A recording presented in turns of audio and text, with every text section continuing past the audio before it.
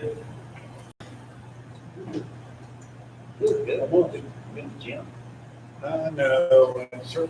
No, I just got done closing on my apartments that I was bought on High Street. But you just open up Good. George Trump right there. oh, now you might, really, like Third Street, Dane.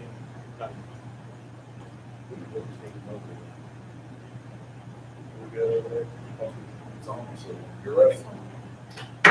All rise for the pledge. Allegiance to the flag of the United States of America and to the republic for which it stands, one nation, under God, indivisible, with liberty and justice for all. I'm going to take just roll call so people know who's in person and virtual. I will start off by taking roll call with those that are joining us online. Kevin Milan. Present. Mark Kaniga. And then those in attendance, Phelan Nance. Present. Bob Miller. Present. Regina Ragel. Present. Brian Jansen. Present. And myself.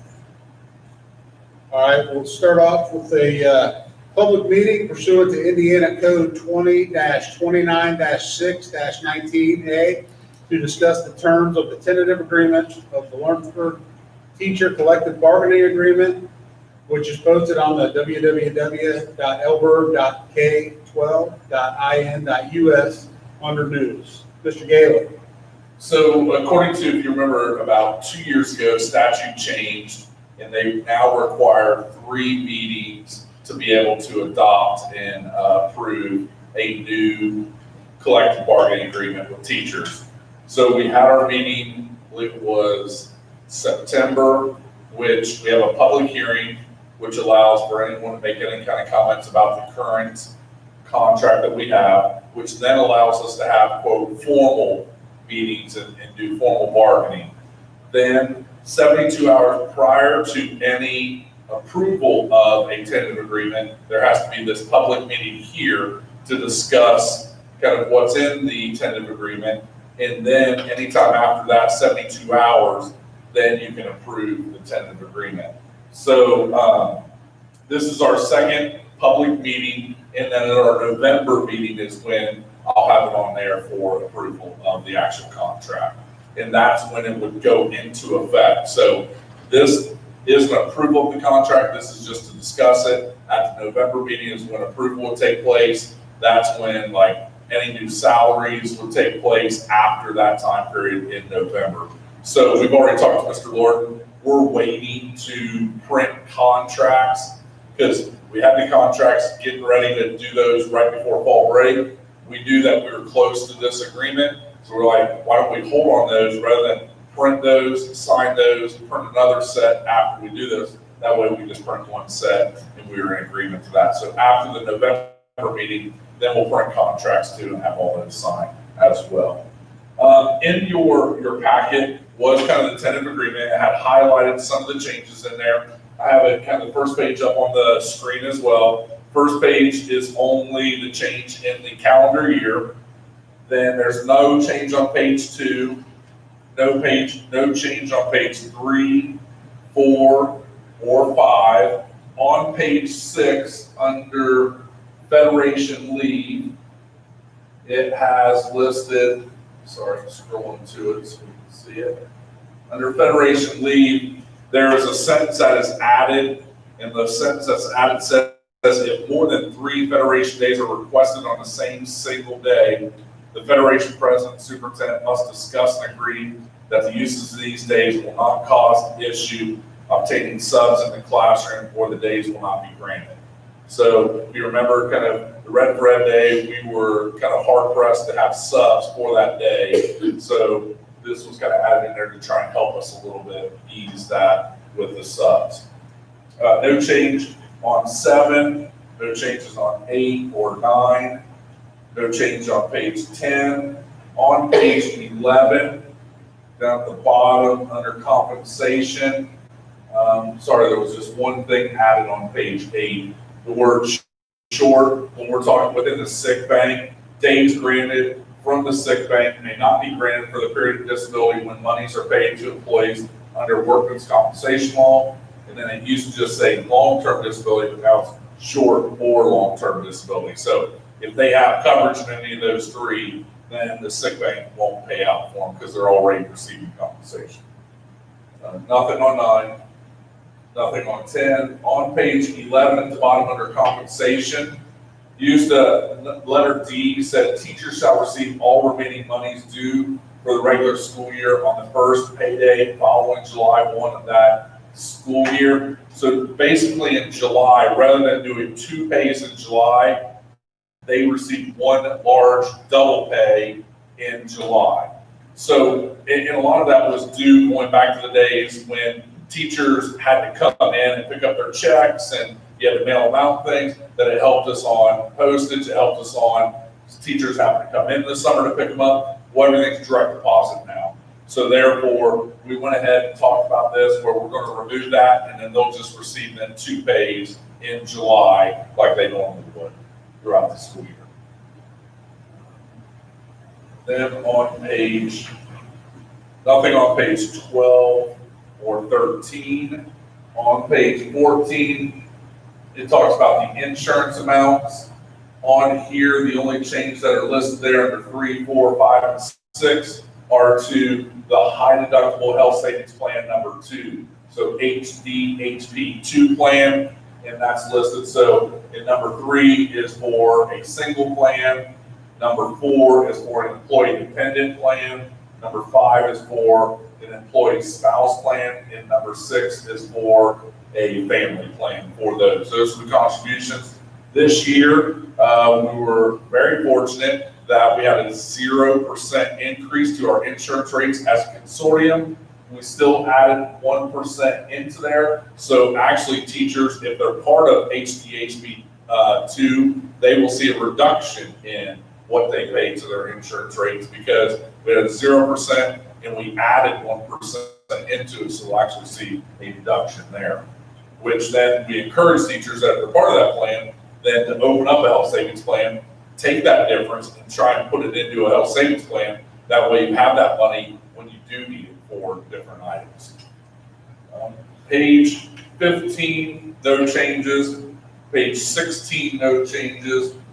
Page 17 is just changes to the terms of the agreement, the dates. So I have on there November 9th, that's our next board meeting, when it would be approved. So it would be effective from November 9th through June 30th. It can only go through June 30th. That's the end of a school year per the Indiana State Department of Education. So that's as far as that can go. And then beyond that, everything stays status quo until a new contract is reached. On page 18, at the top, under number 1, it has listed we are increasing our base salary. So a beginning teacher will now make $40,000, and our top teachers are in the top around 85,000 is where they're at currently right now. With that $40,000 beginning teacher, we do have teachers right now. Our beginning teachers at $38,000. So we will have about, I got the exact number, I think it's around 14 teachers. We will have to kind of move them up to have them meet 40. And then the ones that are right there around 40, we'll bump them up slightly. So there's a little difference there. So there's about 14 teachers that'll be impacted by that. Then in number 2, this is the pot of money that is split amongst effective and highly effective teachers. So we are looking at $180,000 in that pot. Then in number 3, we had to add a sentence in there per the state. Herb said we needed to somewhat explain if we needed to redistribute money or if we weren't. So we're hoping that this sentence will meet their requirements. It just says a redistribution provision is unnecessary as this is not a pool of money. It is for specific attainment of skills. So not everybody, so if somebody doesn't have that attainment of skills, don't turn around and take that $2,000 and try to spread it back out. It's just once they attain it, they get it, and it's not a pool of money there. So we're hoping that will meet the requirement for that. Number for stipends there at the bottom, we did add a letter G. is for a $600 stipend. That will be full-time teachers that are teaching CTE reimbursed courses. And then again, we also had to do, for the meeting academic needs, we had to add in that redistribution of explaining that it's unnecessary because it's a flat amount there too. Then that takes us to 19. This is just taking what is 10% of our current education fund. So I went back to this past month, if you go to your fund report and look at where our education fund was, we were at $2 million in our education fund. So that's 10% of our education fund is at $202,900. Then the only thing on ECAs is on page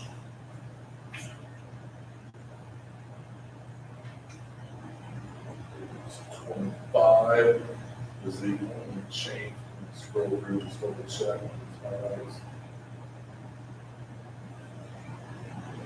Right here on 25, it's just changing the academic headings. There were still just 3 coaches at the middle school, but it was changed versus they weren't really grade levels, 6th, 7th, and 8th grade. It's really just a head academic coach and 2 assistants. So it's just really changing the wording. It's not changing any amounts or how the stipends have been out. It matches up with actually what is being done there. And then on, the only thing then there on page 27, the CES Coding Club is being added as a club, and LHS Esports is being added as a club. So they would meet the requirements at the top of that page, depending upon how many meetings would be what stipend they would receive there. Depending upon they have anywhere from 3 meetings up to 36 meetings during the school year would match up with that. Those are the changes to the agreement. I'll take if there's any questions anybody has. Questions? Mark, Kevin, you guys are good? I have none. All right. Thank you. Thank you. So the goal is I'll bring that back in November for approval. Thank you.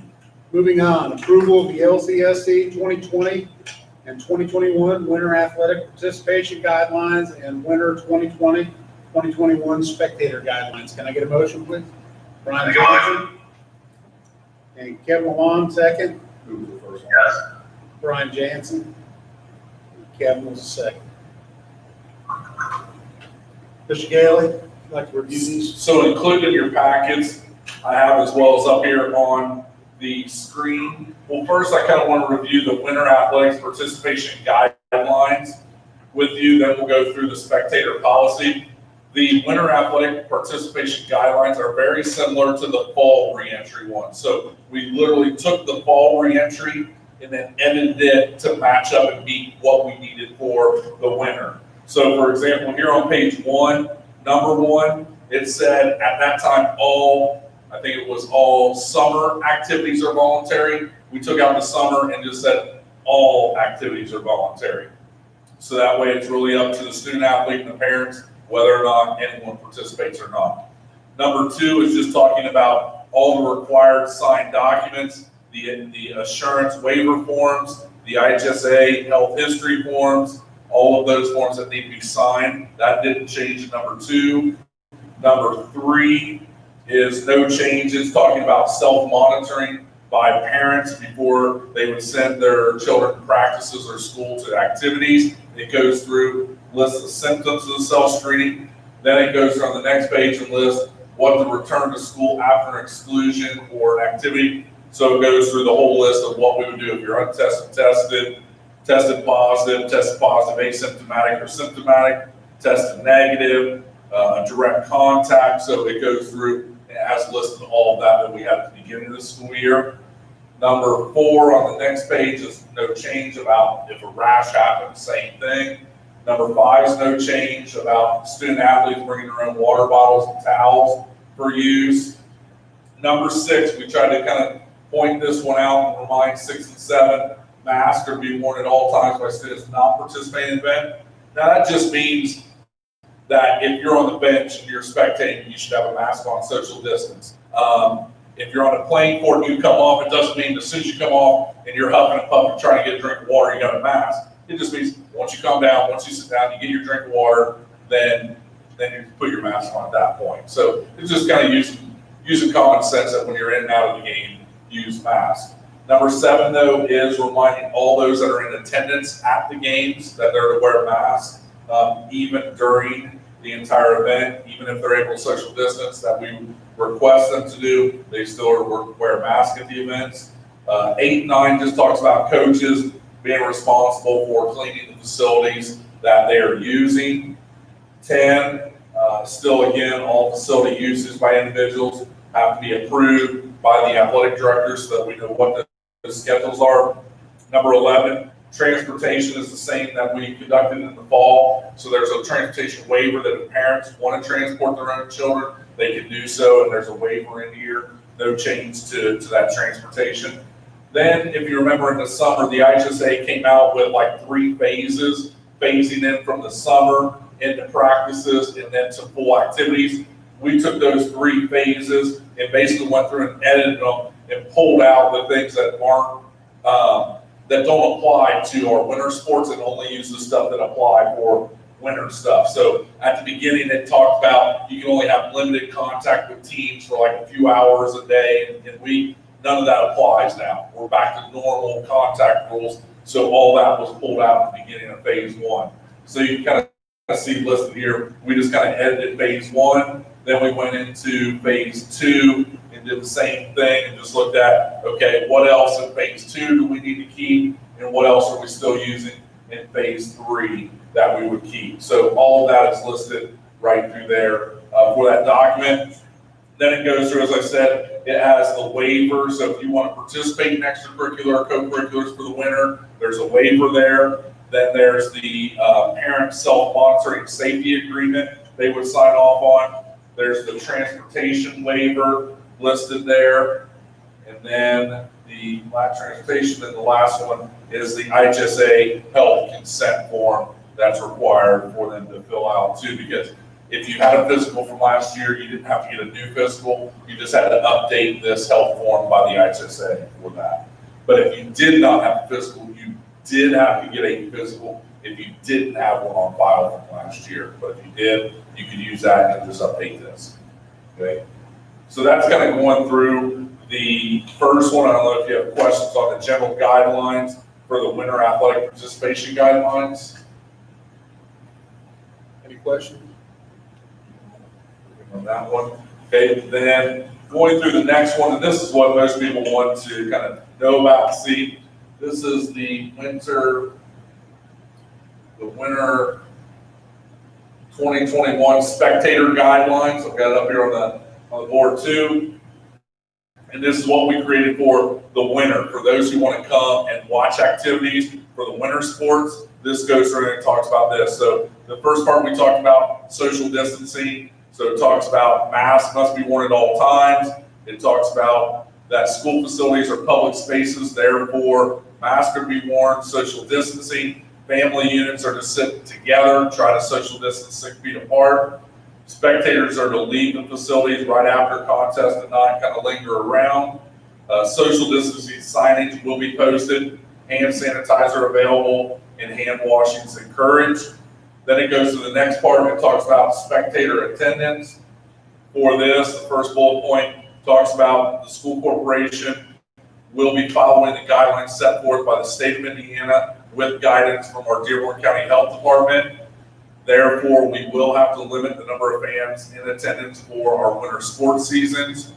The second bullet point says we will use state of Indiana's back on track guidelines in conjunction with the state health department, their color-coded county matrix map, and that's updated every Wednesday at noon. So that's kind of a key point with everything is, okay, what do we use as a guidance? We're using that color map.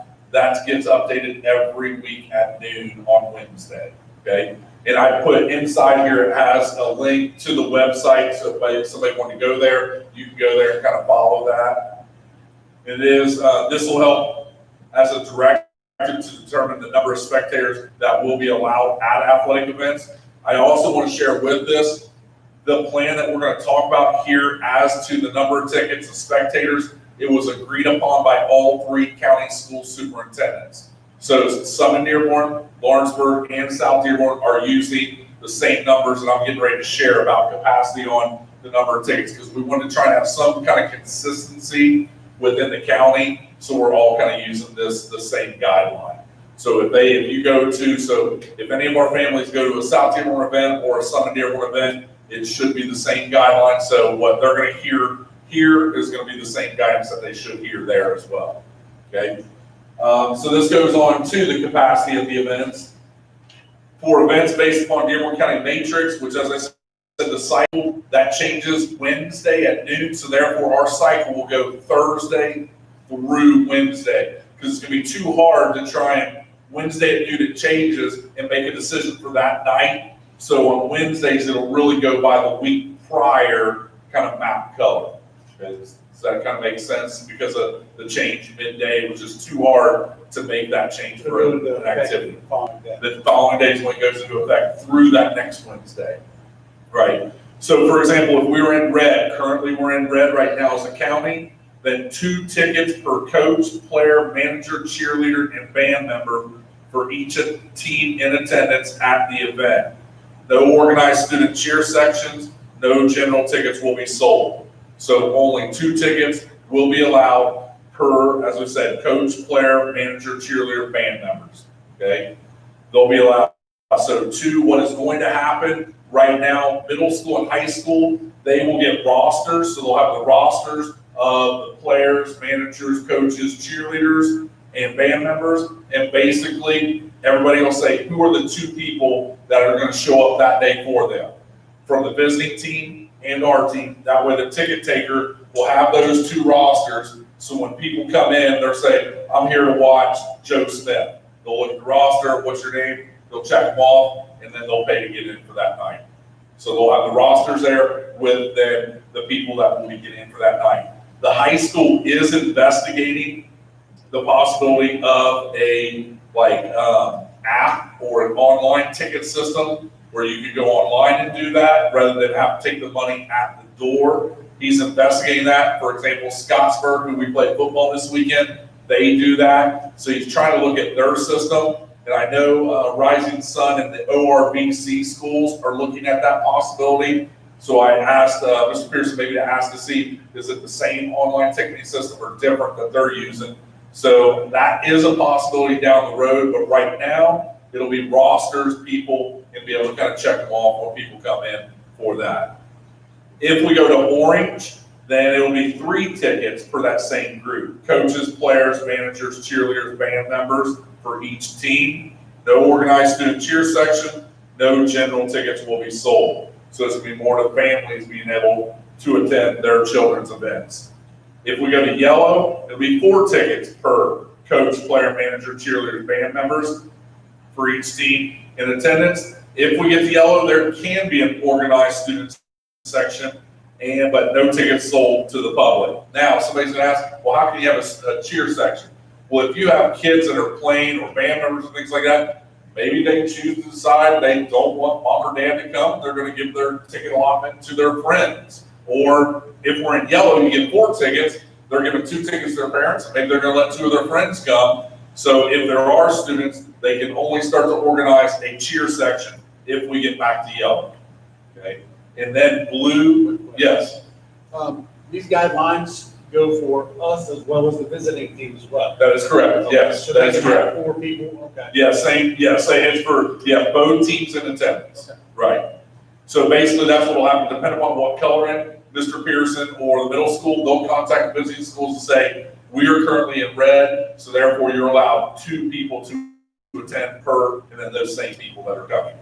Now, we will not be sending cheerleaders on the road, so that would be a group that if the other schools are doing the same thing, and we haven't been sending currently, except that it's a tournament. We haven't been sending cheerleaders to away games, only home games, but we won't be sending them to any road games this year at this time. So therefore, that's a reduced number there. That wouldn't be a group that'll be there. Same way band wouldn't go on the road, so it would only be really coaches, players, and managers on the road.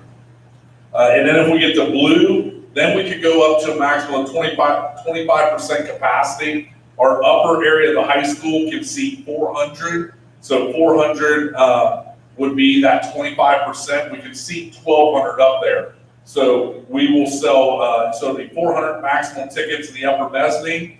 So it'll be 4 tickets per those same groups. And then the remaining tickets would be sold up to 400 to the public at that time. And there can be an organized section at that time too. Okay.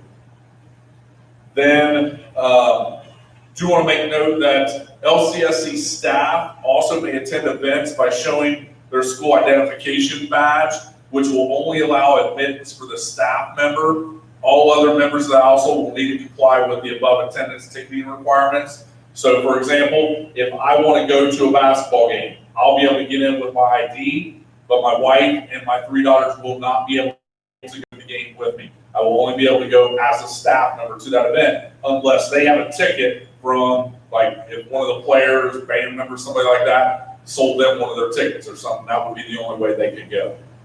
Okay, so that's the way I'm looking at it now. That would be for all of our staff members in the corporation. I was looking at that for board members. Are you guys okay to comply with that then as well? If you need a badge and want a badge, I can have them made with your picture on it. If you want one, Shannon can make those if you want. Or if you feel like you're okay, most of our ticket takers know our 7 board members. Now, please, I'm asking, I can't give this to my daughter. This is me. This is my badge.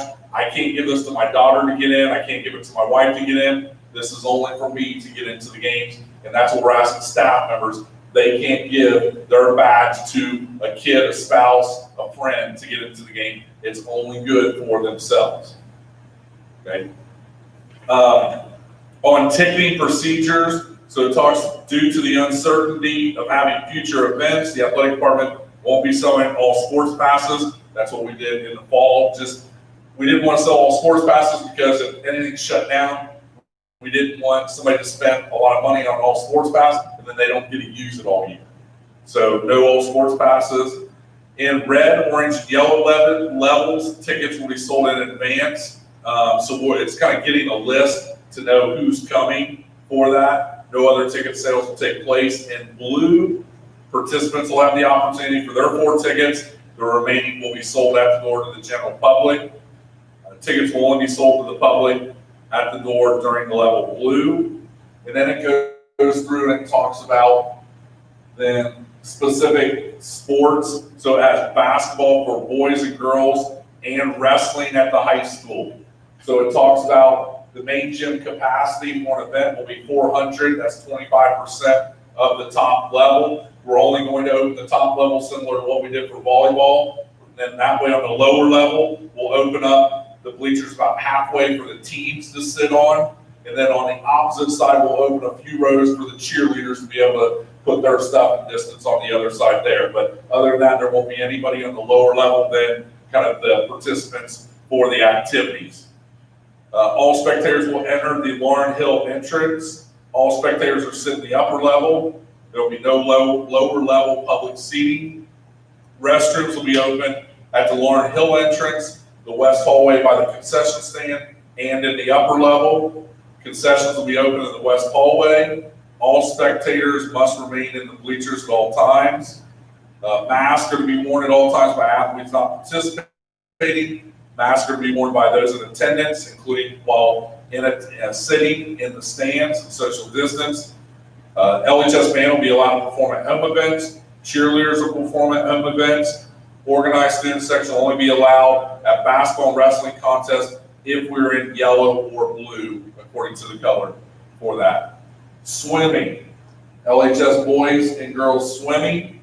Seating will be limited to 1 person per student athlete. So if you go into our swimming pool, we only have about 4 levels of bleachers across there, and it's just so small. Therefore, for swimming, we will only be limited to 1 person per student athlete. That's just due to our space in the swimming pool. In effort to allow spacing for fan seating, student athletes will be required to wait in the locker rooms or the auxiliary gym until it's time for their event. So what we're going to do is have the swimmers be in the auxiliary gym, and then when they hear their event call, they'll come through the locker rooms into the pool area. So they won't go into the hallways or anything. They'll be able to go through the auxiliary gym, locker rooms, into the pool, and that'll keep them distanced in a way that allow that spacing for us to have the fans there. Also, social distance must be practiced while student athletes are waiting. Masks are to be worn by athletes not participating, and masks are to be worn those in attendance at the events sitting in the stands while social distancing. Then it goes on to GMS. GMS, boys, girls basketball, wrestling, in grades 3 and 4 dirt road league. They are being held here in the Greendale Middle School gym. And for this GMS capacity is 250 spectators for basketball and wrestling. All spectators will enter the GMS main entrance. Restrooms will be open here in the west hallway. Concessions will be open in the west hallway. All spectators, that's elementary, middle, high school students not participating, must remain in the bleachers at all events. Masks are to be worn by athletes not participating. Masks are to be worn by those in attendance sitting. Cheerleaders are allowed to participate and perform at home events. Organized student sections will be allowed for yellow and blue county matrix chart for middle school. Then CES, boys and girls basketball. Those are held at CES gym. Their capacity is 200 spectators at basketball contests. All spectators will enter the CES gym entrance, which is on Short Street. All spectators will remain in the bleachers during the events. Restrooms will be open on the Short Street lobby hallway. Concessions will be open on the Short Street lobby hallway. Masks are to be worn by athletes not participating.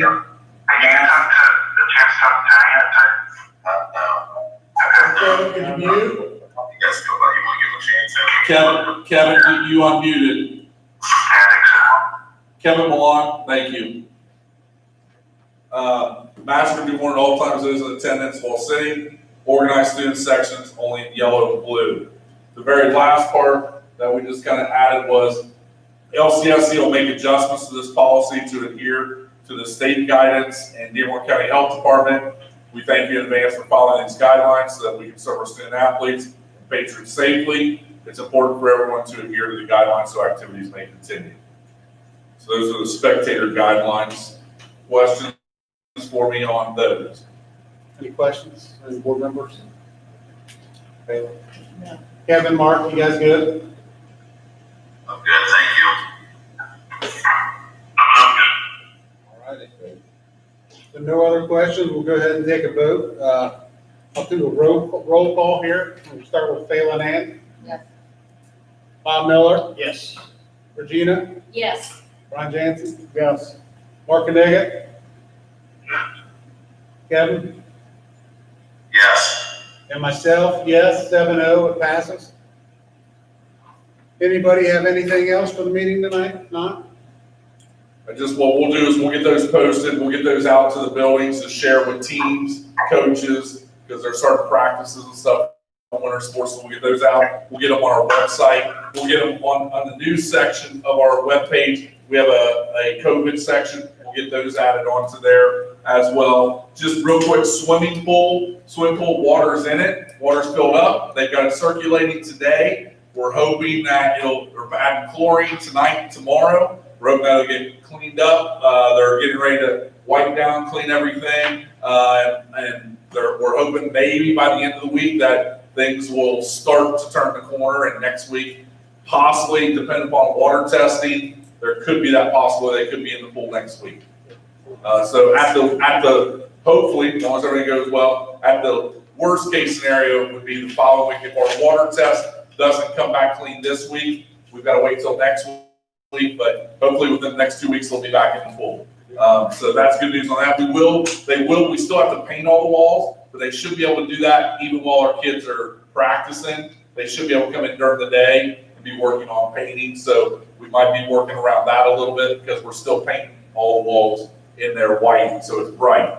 SROs, we are in the process of kind of looking through those applications. We're hoping by the end of this week, beginning of next week, to start doing interviews for SROs for LPS replacement, and that's really what I got right now.